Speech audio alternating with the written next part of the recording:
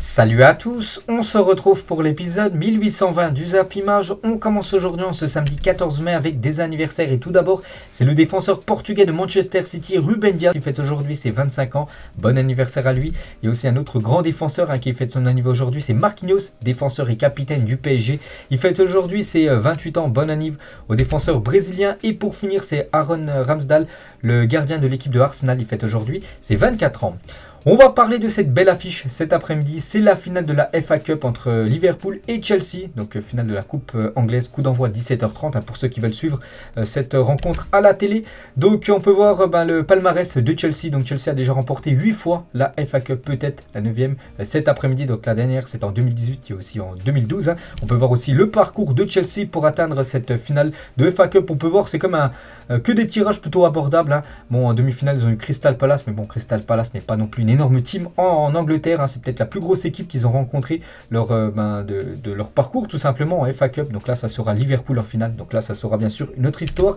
Et côté Liverpool, on peut voir les derniers titres de Liverpool en FA Cup. Le dernier titre remonte à 2006. Ça fait quand même quasiment quasiment 15 ans en gros que Liverpool n'a pas remporté la FA Cup. Voilà, c'est un trophée qu'ils aimeraient retrouver bien sûr. Donc ça sera peut-être le 8e titre pour les Reds cet après-midi. On peut voir le parcours de Liverpool qui a été un peu plus compliqué que le parcours de Chelsea, puisqu'en demi-finale ils ont éliminé comme l'équipe de Manchester City.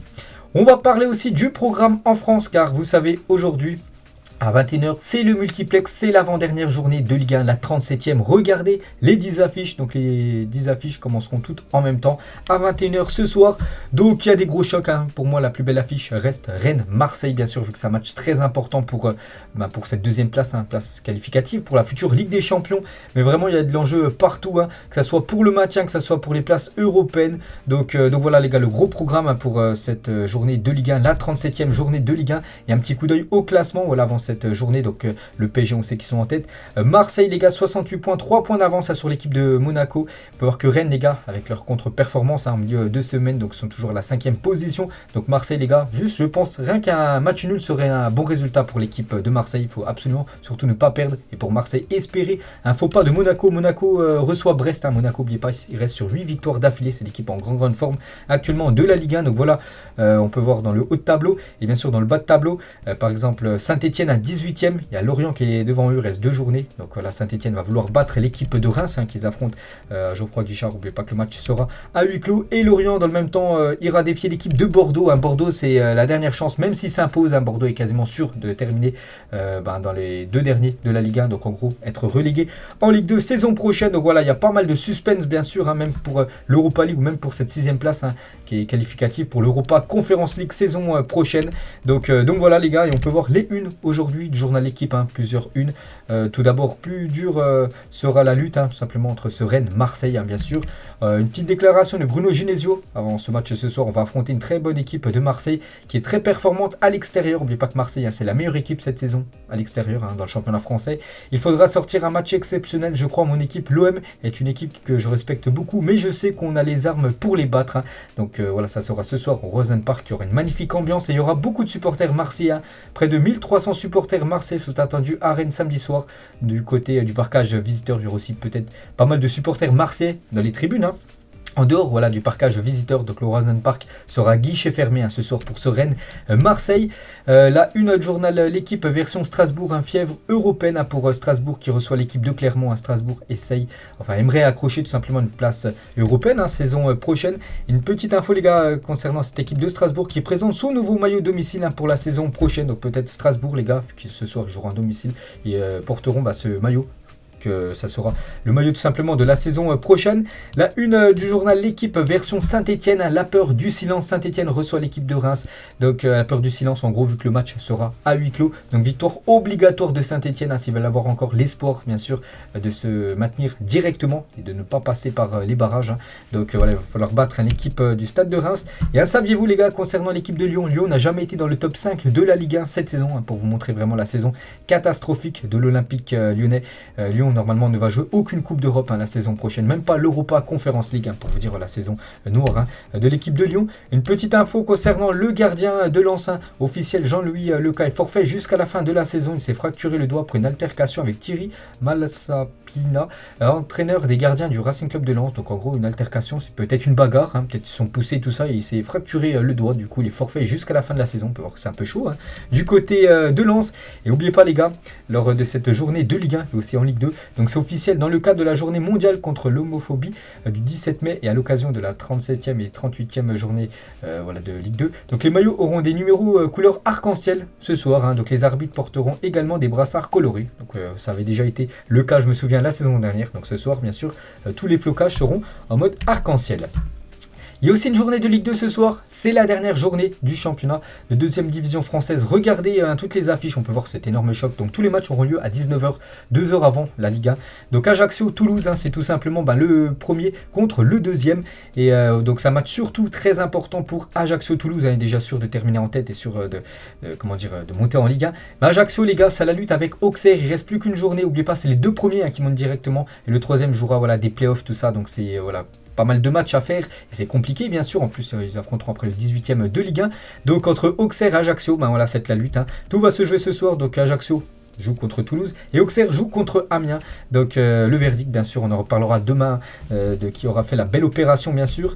Et on peut voir aussi concernant le maintien, donc Dunkerque et Nancy, c'est sûr ça jouera en national. Et Quevilly les gars peut encore se maintenir, mais bon ils ont 3 points de retard sur l'équipe de Rodez et beaucoup de buts en goal average en moins. Il va falloir une grosse victoire de Quevilly bien sûr s'ils veulent rester tout simplement de l'élite, et en espérant aussi une défaite de Rodez. Donc c'est très très compliqué pour Quevilly de rester une saison de plus dans le championnat de Ligue 2. Concernant le championnat de national, donc l'équipe de Annecy les gars s'est imposée 2-0 contre Sedan, c'était hier soir. Et on peut voir du coup que Annecy est promu en Ligue 2 pour la première fois depuis 1993. Félicitations à cette équipe d'Annecy les gars qui du coup remonte en championnat de Ligue 2. On peut voir qu'il y a eu un envahissement de terrain à la fin de la rencontre. Et on peut voir du coup le classement final de cette nationale que je parle quasiment jamais. Mais bon là c'est la fin de saison, c'est le classement final. Donc du coup Laval qu'on a déjà parlé il y a quelques jours, c'est sûr. Annecy deuxième et du coup Villefranche les gars jouera le match de barrage certainement contre Quevilly. Le 18e, vous avez vu de Ligue 2 pour soit monter ou soit pour descendre. Pour ces deux équipes, on peut voir que Bastia, Borgo, Chambly, qui était la saison dernière en Ligue 2, redescend encore. Saison d'après, Créteil et Boulogne, les gars, joueront en National 2 saison prochaine. Et Villefranche, du coup, je vous ai dit, jouera son barrage d'accession à la Ligue 2. Ça sera certainement contre Quevilly. Donc, on saura bien sûr l'affiche officiellement tout à l'heure. Il y a aussi la dernière journée en Allemagne, les gars. Regardez toutes les affiches qui auront toutes lieu à 15h30 plutôt. Le Bayern par exemple se déplace du côté de Wolfsburg. Dortmund reçoit le Hertha Berlin. Petit coup d'œil au classement. Donc les 3 premiers ça bouge pas, ils sont sûrs de terminer à ces positions là. Mais Leipzig les gars, Leipzig attention parce qu'il y a Fribourg juste derrière. Et Leipzig a 2 points d'avance sur Fribourg. Donc si Leipzig s'impose ou même un match nul, parce que par rapport au goal average il faudrait que Fribourg s'impose avec plus de 20 buts d'écart. Donc c'est ce qui n'arrivera pas. Donc voilà, rien qu'un match nul pour Leipzig les gars, ça passe. Donc Leipzig joue aujourd'hui du côté de Arminia Bielefeld. Voilà cette équipe qui joue elle le maintien, parce qu'elle peut encore toujours se maintenir par rapport au barrage. Donc voilà le programme du côté de l'Allemagne. Bien évidemment on reparlera de tout ça demain. On va parler du Real Madrid les gars, c'était l'affiche avant-hier, je n'ai pas parlé, on va parler bien sûr aujourd'hui. Le Real Madrid a écrasé l'équipe de Levante 6-0, donc Mendy, Benzema, Rodrigo et un triplé de Vini Junior les gars ont permis bien sûr au Real Madrid d'écraser cette équipe de Levante. Et Levante les gars, à cause du Real Madrid et surtout de cette grosse défaite, eux joueront la saison prochaine en 2e division espagnole. Et on revient bien sûr sur les buteurs et sur Karim Benzema, 323. Benzema est devenu le 2e meilleur buteur de l'histoire du Real Madrid, en côté de Raúl, et n'est plus devancé que par Cristiano Ronaldo. Modric a de nouveau donné un récital, auteur d'un gros match. Valverde a frappé 3 fois les montants. C'est vrai qu'il aurait pu encore beaucoup plus de buts. Le Real Madrid a eu énormément de tirs dans cette rencontre, des 323 les gars. Voilà, on retient bien sûr ce chiffre parce que voilà, Benzema revient sur le record de Raúl. C'est légende totale bien sûr, Karim Benzema. Donc voilà, il ne reste plus que Cristiano Ronaldo qui a marqué plus de buts que Karim Benzema du côté du Real Madrid, bien sûr, toute compétition confondue. On peut voir le top 10 10, un des meilleurs buteurs du côté du Real, un Français, c'est Benzema, deuxième. Et pourquoi pas Benzema aller chercher le record de Cristiano Ronaldo. Il y a quasiment 127 buts, je crois, de retard, hein, bien sûr. Mais après, voilà, si Benzema joue encore 3-4 saisons du côté du Real Madrid, bon, peut-être pas tout le temps en tant que titulaire, mais voilà, je pense qu'il peut rester encore 3-4 ans. Il y a moyen qu'il aille chercher ou peut-être titiller hein, le record de Cristiano Ronaldo. On verra, bien sûr, légende, hein, bien sûr, Karim Benzema du côté du Real Madrid. Et si on compare Benzema avec les stats de Raoul, bah Benzema fait mieux en termes de stats, hein, parce que Benzema a disputé beaucoup moins de matchs, hein, 603 matchs hein, pour inscrire ses 323 buts, alors que Raoul, il lui a fallu plus de 741 matchs pour inscrire ses 323 buts. Et on peut voir que Benzema, lui, a fait beaucoup plus de passes décisives, hein, donc 159 passes D avec ses 323 buts, alors que Raoul, c'est un peu moins de passes D, hein, 115, hein, voilà, pour vous dire en gros bah, que Benzema, voilà, meilleur tout simplement, voilà, lors de son parcours hein, du côté du Real Madrid, que Raoul, hein, la légende espagnole. Une photo des trois meilleurs buteurs de l'histoire hein, du Real Madrid, bien sûr, Cristiano Ronaldo, Benzema maintenant au même niveau que Raoul. Et Benzema, les gars, avec son nouveau but, hein, 49 buts en une saison pour Karim Benzema, c'est tout simplement la meilleure saison de sa carrière, il n'y a rien à dire. Et Benzema, donc il a posé avec le trophée du meilleur joueur de Liga du mois d'avril, hein, je vous l'avais dit il y a quelques jours que c'était lui qui de nouveau qui avait été élu, puis voilà, il a posé, enfin il était avec son trophée, hein, reçu en début de match. On va parler, on a parlé de Benzema, mais aussi ces deux joueurs ont fait des masterclass, on peut dire. Hein. Donc Modric, un triplé de passes D, incroyable en seulement 30 minutes. Hein. 3 passes D pour Modric, hein, comme d'habitude. Époustouflant. Et Vini Junior, les gars, lui aussi. Mais lui, c'est pas 3 passes D, c'est 3 buts hein, pour Vini Junior. Donc voilà, Vini Junior repart avec le ballon du match. Hein. C'est vrai que Vini Junior, il fait souvent des passes D, mais voilà, il marque très peu de triplés. Et hier, enfin c'était avant-hier, il a marqué un triplé. Donc il est reparti bien sûr avec le ballon du match, hein, signé par tous les joueurs du Real Madrid. Et Vini Junior, 21 ans, est le plus jeune joueur du Real Madrid à inscrire un triplé en Liga depuis Gonzalo Higuaín. Donc il avait eu 20 ans en 2008 hein, pour montrer l'exploit de l'ailier brésilien. Et 21 buts, 20 passes D. Donc c'est quasiment voilà, équilibre total hein, d'après les stats voilà, de Vini Junior. Il a passé un cap totalement cette saison, donc en gros bah, il est décisif sur 41 buts cette saison, Vini Junior, alors que les saisons précédentes étaient décisifs, voilà, but plus passe D, c'était aux alentours à chaque fois des 10, puis là il est à 41, donc pour vous montrer voilà, la saison est exceptionnelle hein, de Vini Junior, donc il n'y a que 5 joueurs dans le top 5 européens qui font mieux que Vini Junior, donc Mbappé, Benzema, Lewandowski, Nkunku et Mohamed Salah, hein, pour vous dire voilà, qu'actuellement bah, il est dans l'élite on peut dire, hein. Le joueur Vini Junior, il y a eu deux, Benzema et Vini Junior totalisent 100 buts et passe D cette saison pour le Real Madrid, donc Benzema 44 buts et 15 passes D, donc 59 bien sûr, et Vini Junior du coup 21 buts et 20 passes D. Donc Benzema les gars 49 buts, hein, j'avais dit tout à l'heure, on s'en rajoute aussi l'équipe de France, donc si on enlève l'équipe de France, elle fait 44 buts et 15 passes D, donc voilà, à U2, hein, les gars ils sont décisifs sur 100 buts, hein, c'est énorme bien sûr, le duo au nord hein, du côté du Real Madrid. Et les buteurs, donc Vini Junior les gars, donc les joueurs brésiliens ayant marqué le plus de buts dans l'histoire du Real Madrid, donc Vini Junior, donc actuellement, mais il dépasse Robinho, ancien joueur du Real Madrid, hein. Donc 36 buts hein, pour Vini Junior, et Rodrigo lui aussi qui a été buteur contre Levante lui intègre aussi hein, ce top. Donc Rodrigo hein, c'est 16 buts, donc le record hein, c'est toujours Ronaldo R9 hein, qui avait inscrit 104 buts hein, du côté du Real Madrid hein, pour El Fenomeno. Et il a tout dit les gars, Benjamin Da Silva, donc commentateur de match hein, sur Ben Sport, il a dit Benzema il pense au jeu avant de penser au jeu, donc voilà pas le même jeu, hein, voilà, il pense au jeu tout simplement, Karim Benzema voilà, faire croquer on va dire ses collègues jeu, voilà, je veux marquer, hein, vous avez compris bien sûr hein, cette citation de Benjamin Da Silva, il a tout simplement tout dit. Et on continue toujours avec le Real Madrid, et le Real Madrid joue demain son avant-dernier match de Liga, c'est contre l'équipe de Cadiz. Donc voilà, donc le Real Madrid déjà bien sûr champion, donc ce sera un match bien sûr, un match d'entraînement pour préparer hein, cette finale de Ligue des Champions prévue dans exactement 14 jours, hein, c'est le 28 mai prochain, le 14 mai aujourd'hui, donc ça sera encore la grosse équipe bien sûr, hein, voilà, il faut faire jouer les joueurs qui joueront certainement la finale, et faire jouer le plus possible bien sûr pour que tout le monde soit prêt pour cette finale, donc Benzema, Vini ou même Rodrigo seront de nouveau titulaires pour ce match demain.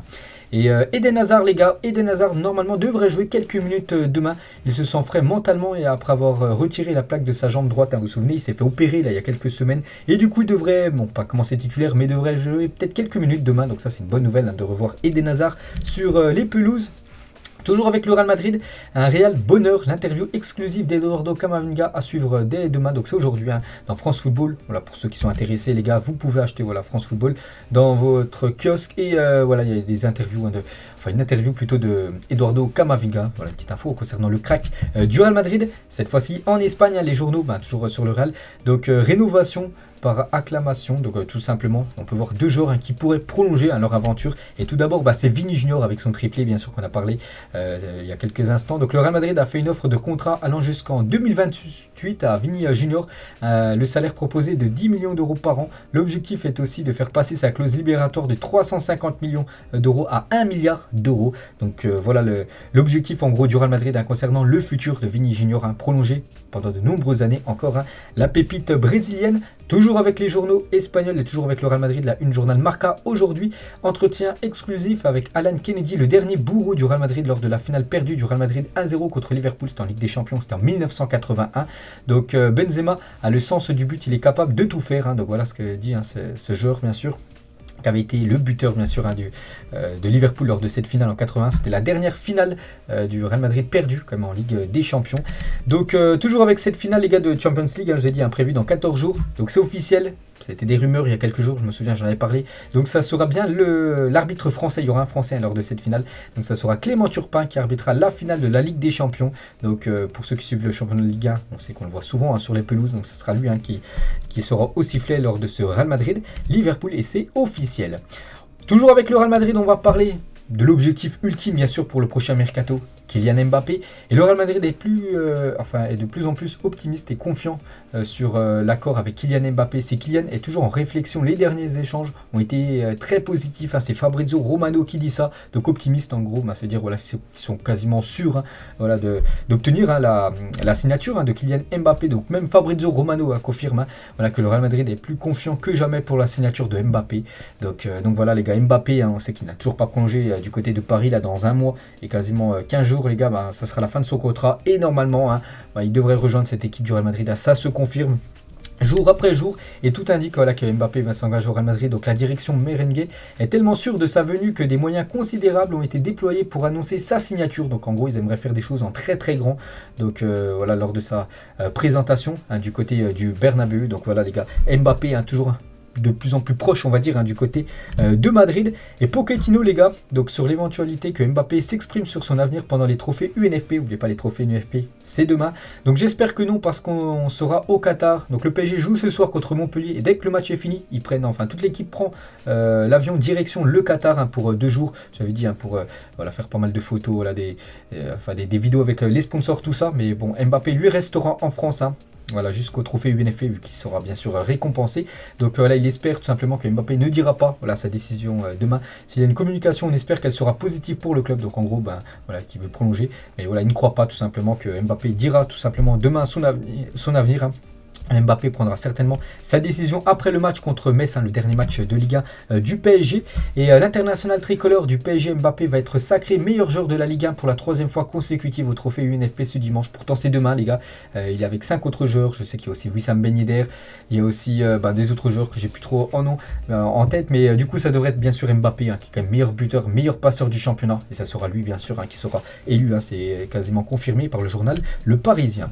Et toujours avec Kylian, donc il a participé au shooting du maillot de la saison prochaine au PSG. Donc il a déjà porté le nouveau maillot du Paris Saint-Germain. Bon, ça ne veut pas dire bien sûr qu'il restera du côté de Paris. Et toujours avec Kylian, mais cette fois-ci avec l'équipe de France. Donc Mbappé ne souhaite pas être associé avec certaines marques en équipe de France. Donc KFC, Coca-Cola et Betclic. Donc 2 marques on va dire de malbouffe, la Coca-Cola et KFC et Betclic. Des paris sportifs bien sûr. Donc voilà, concernant Kylian.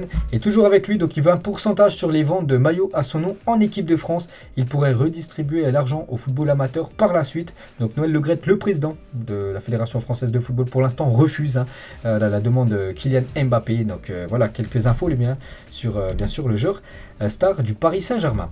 Et toujours avec lui et avec ses collègues parisiens, donc Fabio Quartararo a rendu visite aux joueurs du PSG ce jeudi au Parc des Princes. C'était avant-hier. Donc lui c'est un pilote de moto tout simplement. En plus je crois qu'il a gagné le dernier championnat de Grand Prix de moto. Donc il était du côté du Parc des Princes, puis il a rencontré les joueurs du PSG. On peut voir Mbappé lui offert son maillot dédicacé. On peut voir aussi une photo avec Neymar ou une photo bien sûr avec tout l'effectif bien sûr du côté de Paris.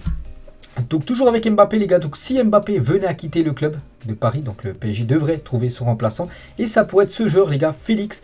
En cas de départ de Kylian Mbappé, Jorge Mendes a évoqué avec Nasser l'hypothèse d'un transfert de Raúl Félix au PSG. Le Portugais pourrait accepter de quitter l'Atlético Madrid dès cet été, d'après Santi GFM, donc un journaliste de Foot Mercato. Donc voilà les gars, peut-être Félix, le remplaçant de Kylian Mbappé. Bon, après, c'est pas du tout le même niveau, hein. On sait que voilà, depuis son départ du Benfica du côté de l'Atlético, c'est pas non plus un flop, mais bon, voilà, il a beaucoup de mal. Donc bon, après, voilà, c'est plutôt limité, mais bien sûr, il va falloir trouver quelqu'un pour remplacer Kylian Mbappé. Donc ça pourrait être Félix ou peut-être Darwin Nunez, hein, qui fait une belle saison du côté du Benfica. Et le PSG préparait une offre de plus de 120 millions d'euros, hein, pour s'attacher à les services de l'attaquant uruguayen.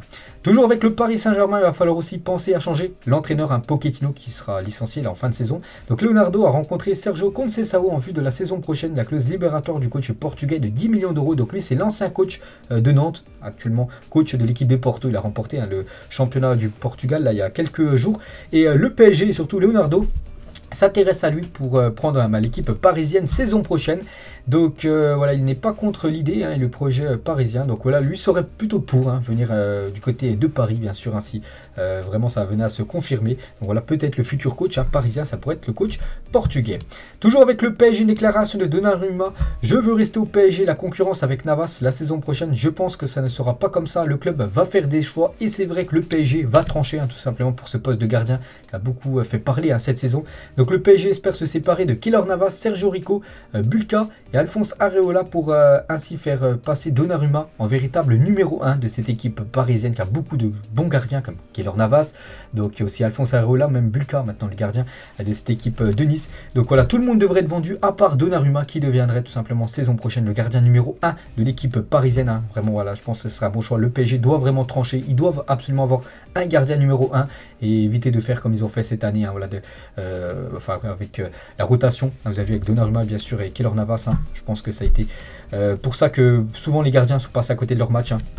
Par exemple Donnarumma, hein, voilà, sur ce match contre le Real Madrid, hein, et il revient bien sûr sur cette action. Le premier but n'était pas valable, mais nous aurions pu mieux gérer la suite. Nous savons comment ça s'est passé. Je ne suis coupable de rien. Pour lui, il n'est pas coupable, hein, voilà, de ce fait de match, hein, tout simplement. Il faut regarder devant nous et rejouer vite la Ligue des Champions pour montrer à tous, hein, qui nous sommes, hein. Voilà ce que dit Donnarumma par rapport bien sûr à ce match, hein, contre le Real Madrid. Toujours avec Donnarumma, Kimpembe et Kabilam, donc un TikToker très très célèbre, hein. Donc lui aussi il était du côté de la pelouse du Parc des Princes ces derniers jours. On va parler de ce joueur qui vit une saison catastrophique, hein. Pourtant il était très bon la saison dernière, hein, du côté de Liverpool. Il avait failli aller du côté du Barça, mais du coup au dernier moment il avait rejoint le PSG. C'est Wijnaldum, et en raison de son manque de temps de jeu considérable avec le PSG, Wijnaldum n'est pas présélectionné par Louis van Gaal avec les Pays-Bas pour les prochains matchs, hein. Vous savez, de la Ligue des Nations. Du coup, Louis van Gaal n'a pas appelé Wijnaldum, hein. Pourtant il était, c'est comme le capitaine quand même, de la sélection hollandaise lors du dernier Euro. Puis là il n'est pas convoqué, hein, parce qu'il joue très peu du côté de Paris, donc ça vire au cauchemar, hein, totalement, hein, la saison. Joueur néerlandais qui va certainement quitter le club, hein, voilà, en fin de saison. On va parler de Léo Messi et sa femme Antonella. Voilà une petite photo, hein, classe, hein, de la famille bien sûr Léo Messi. Toujours avec Messi les gars, donc officiel, le but de Léo Messi face à Lens a été élu but du mois d'avril en Ligue 1. Donc je sais pas si vous vous souvenez, donc c'est un magnifique but, voilà, il tire et le ballon part en pleine lucarne, hein. Le gardien Lucas n'a rien pu faire sur cette action. Et toujours avec Messi, c'est tout simplement le joueur le mieux payé au monde dans la période du 2 mai 2021 au 1er mai 2022, donc là sur la dernière année, avec plus de 125 millions de revenus. Donc le septuple ballon d'or devance Cristiano Ronaldo 110 millions et Neymar 91 millions. Donc on peut voir, voilà, ce top 10 tout simplement des sportifs les mieux payés de la planète. Et dans les 4 premiers on peut voir 3 footballeurs, en plus 2 joueurs du PSG, hein, pour vous dire, voilà, que le PSG paye énormément bien, on va dire, ses vedettes, hein. Donc Messi premier, Neymar 4e et Ronaldo 3e, et il y a un basketteur, LeBron James, en la 2e position. Donc voilà les gars, les sportifs, hein, les mieux payés de la planète. On va parler cette fois-ci du FC Barcelone. Donc je l'ai déjà présenté pas mal de fois, bien sûr, hein, ce maillot du Barça.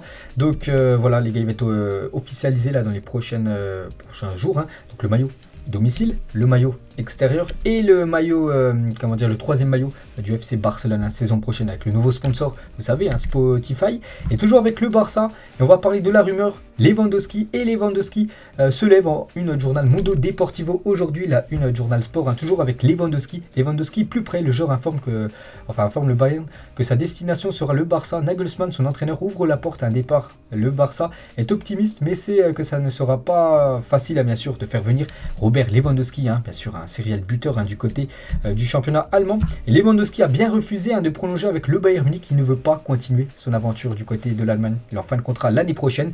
Donc soit le Bayern le vend dès ce mercato, soit il le conserve et partira libre l'été prochain. Donc le Bayern, je pense qu'ils vont vouloir récupérer comme de l'argent avec Robert Lewandowski. Donc ça sent le départ de l'attaquant polonais dans une autre équipe. Et ça pourrait être bien sûr du côté de Barcelone. Donc il en a personnellement informé ses dirigeants la semaine dernière. Il va à nouveau défi, son départ donc n'est pas exclu. Donc voilà, il y a de grandes chances qu'il quitte le club. On peut voir pas mal de journaux comme Bild, un journal très sérieux en Allemagne bien sûr, qui valide et confirme voilà, le départ probable on va dire de Robert Lewandowski. Et lui veut réellement rejoindre le FC Barcelone, voilà, tout simplement être le nouveau numéro 9 du côté de la Catalogne. Et le Bayern se prépare à l'idée de laisser partir Lewandowski contre une offre de 35-40 millions d'euros, vu qu'il ne reste plus qu'une année de la fin de son contrat. Donc une somme que le Barça serait prêt à payer. Donc voilà les gars, ça sent bon tout simplement pour le Barça. Ils avaient tenté Haaland, on sait que maintenant Haaland du côté de City. Du coup voilà, l'option prioritaire c'est Robert Lewandowski pour le prochain mercato. Moi je pense les gars, je vous le dis, je pense que ça va se faire. Lewandowski du côté du FC Barcelone. Et Laporta, donc le président du Barça, a l'occasion de signer une grande star comme Lewandowski et fera tout pour le faire. Donc voilà les gars, maintenant ça va commencer à se décanter vu que les championnats, par exemple le championnat allemand là se termine dans quelques heures à 17h30 c'est la fin. Et voilà, peut-être Lewandowski là ça pourrait vraiment s'accélérer concernant son futur probable transfert. Lui les gars pourrait quitter l'équipe du Barça, c'est Frenkie de Jong, et Xavi aurait accepté de vendre Frenkie de Jong et souhaiterait reconstituer un milieu avec des joueurs dans le même style de Pedri les gars. Donc voilà, 95% de chances que le transfert soit bouclé avant la fin du mois. C'est Gerard Romero, donc un journaliste espagnol qui dit ça lui aussi, il est fiable niveau transfert. Et en gros voilà, il pourrait aller du côté de Manchester United. Frenkie de Jong, montant du transfert entre 70 et 80 millions d'euros. De Jong les gars pourrait peut-être quitter cette équipe du Barça. Et d'après voilà, ce journaliste espagnol a plus de 95% de chances qu'il quitte le Barça. Donc il y a de grandes chances qu'il quitte cette équipe. On va parler de Pedri les gars. Pedri, vous savez qu'il est blessé depuis quelques temps. Donc il a mis quelques photos sur son compte Twitter. Donc voilà, en mode rééducation bien sûr. Il ne jouera pas les derniers matchs de Liga. Il jouera, il refera bien sûr la pré-saison avec le Barça pour être prêt à 100% pour préparer bien sûr la saison future. Des nouvelles aussi de Ronald Araujo, vous vous souvenez, il y a quelques jours, il avait eu un choc à la tête avec Gavi, il était parti à l'hôpital. On peut voir que ça va bien mieux pour lui. Il a mis ce message en gros pour dire déjà qu'il remercie tout le monde pour ceux qui l'ont soutenu et qui reviendra bien sûr très très fort pour les prochains matchs. Une grosse info aussi concernant Dani Alves, et Dani Alves va quitter le FC Barcelone cet été d'après toujours Gérard Romero, je dis cette personne très bien renseignée niveau FC Barcelone. Donc voilà, Alves les gars, après 6 mois du côté du Barça, donc devrait normalement, j'ai bien dit normalement, quitter l'équipe du Barça dans quelques jours. On va parler de ce joueur les gars, toujours du joueur du Barça prêté à l'Atlético Madrid, et c'est un gros problème, c'est un gros souci pour tous les clubs. Donc c'est Antoine Griezmann, et l'Atlético envisagerait de ne pas exécuter la deuxième année de prêt d'Antoine Griezmann qui pourrait donc retourner au FC Barcelone saison prochaine. Mais le Barça, problème, refuse un retour d'Antoine Griezmann cet été de son côté. Donc je dis l'Atlético, eux aussi veulent pas conserver Antoine Griezmann. Pourquoi? Parce que Griezmann cette saison, surtout depuis 2022, depuis début d'année, il a marqué seulement un but les gars. On est quand même le 14 mai, un but seulement inscrit par Antoine Griezmann, ça remonte au 6 janvier dernier, donc ça fait 5 mois qu'il n'a pas marqué Griezmann, c'est trop long. Et voilà, c'est un gros souci pour l'Atlético et aussi pour le Barça parce qu'il appartient au Barça. Et il a dit Griezmann, marquer des buts ça va revenir, j'ai ma part de responsabilité dans les mauvais résultats et je l'assume, je vais être important et décisif la saison prochaine. C'est pas normal de passer autant de matchs sans marquer, c'est vrai. Il doit absolument retrouver le chemin des filets pour se remettre en confiance parce que là ça tourne au fiasco, on peut dire, la saison de Griezmann. On va parler de Manchester City, dévoile la statue de Sergio Aguero à l'Etihad Stadium. J'avais dit qu'il allait avoir une statue par rapport, vu que c'est une légende tout simplement, n'oubliez pas que c'est le meilleur buteur de l'histoire de City. Donc il a sa statue, Kun Aguero. Donc voilà quelques photos de cette statue devant l'Etihad Stadium. Il y a aussi une statue, il y en a 3, on peut voir 3 étoiles. Donc il y a aussi une statue de Vincent Kompany, légende, du côté de City. Et Aguero devant la statue qui l'honore. Et Toni Kroos s'est reconnu sur la statue hommage à Sergio Aguero. Donc il a mis, Sergio est présent du côté de l'Etihad Stadium. Et Toni Kroos a dit êtes-vous sûr, parce que pour lui il ressemble tout simplement à la statue. Donc pas mal cette statue de Toni Kroos à l'Etihad Stadium. Et bien sûr, normalement c'est bien sûr une statue qui ressemble normalement à Kun Aguero. Et toujours avec Aguero et Manchester City, donc Puma a aussi créé une collection limitée pour célébrer 10 ans de ce moment mythique par rapport au titre de Manchester City où Aguero avait inscrit le but du titre à la 93e minute. On peut voir le maillot bien sûr avec Aguero numéro 10 avec 93-20 secondes exactement ce but, et aussi la paire de crampons par rapport à ce but mythique bien sûr, ce but légendaire du côté de City.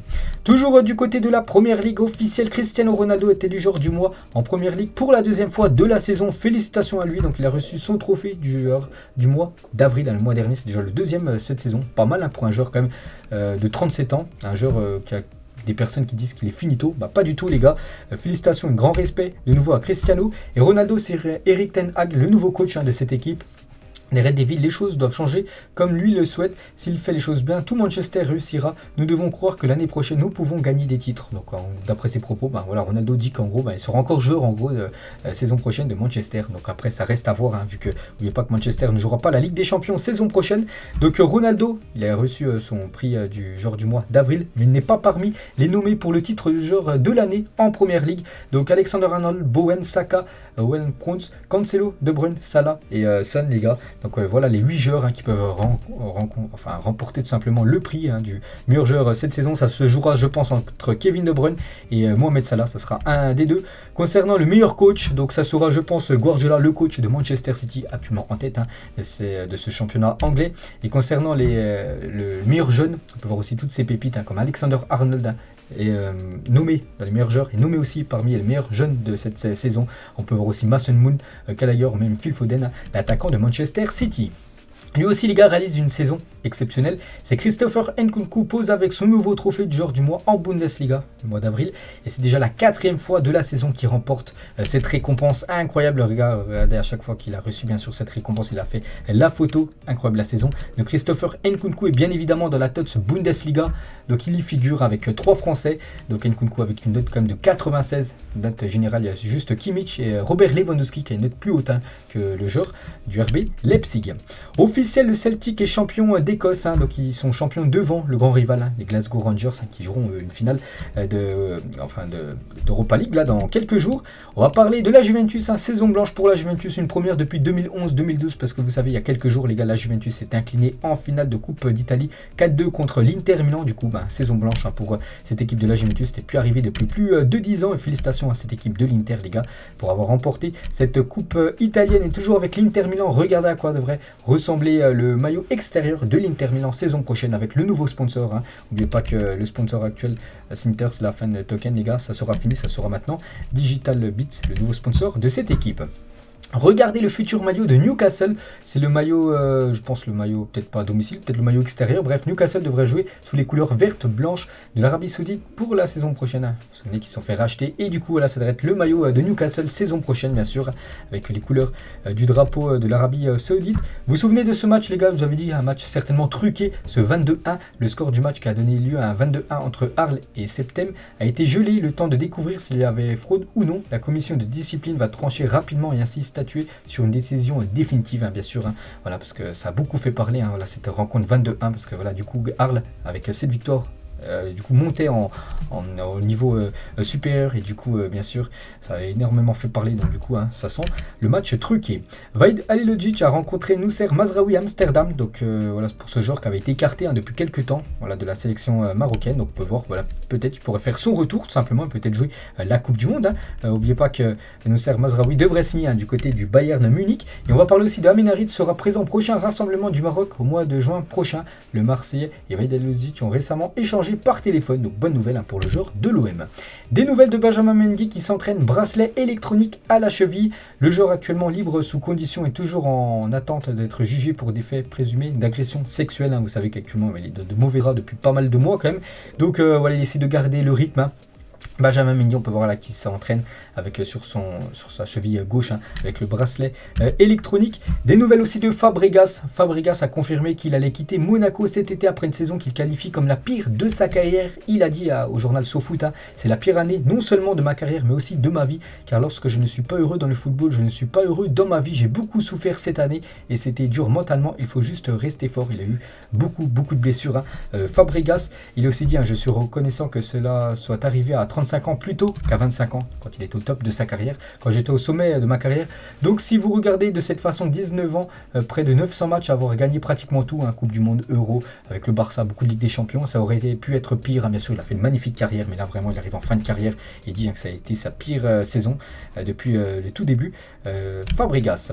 Et on finit, les gars, cet épisode aujourd'hui avec le ratio final titre européen des clubs par pays, et la France est loin derrière les meilleurs pays, tout simplement. Donc l'Espagne, les clubs espagnols, c'est 61 finales, Ligue des Champions, Europa League, tout ça, pour 38 titres, un ratio de 62% de victoire des clubs espagnols en finale. L'Angleterre, on peut voir 57%, on peut voir aussi l'Italie 50%, et la France seulement 13% de titres à la fin. Donc les clubs français ont disputé 15 finales, et pour seulement 2 titres. Voilà, c'est très très peu par rapport bien sûr aux autres nations, même la Belgique, l'Écosse, l'Ukraine ou même la Russie et Suède, qui ont un meilleur ratio par rapport à la France. Donc voilà les gars, la fin de cet épisode. J'espère que ça vous a plu. On se retrouve demain les gars pour le prochain numéro. Ciao à tous.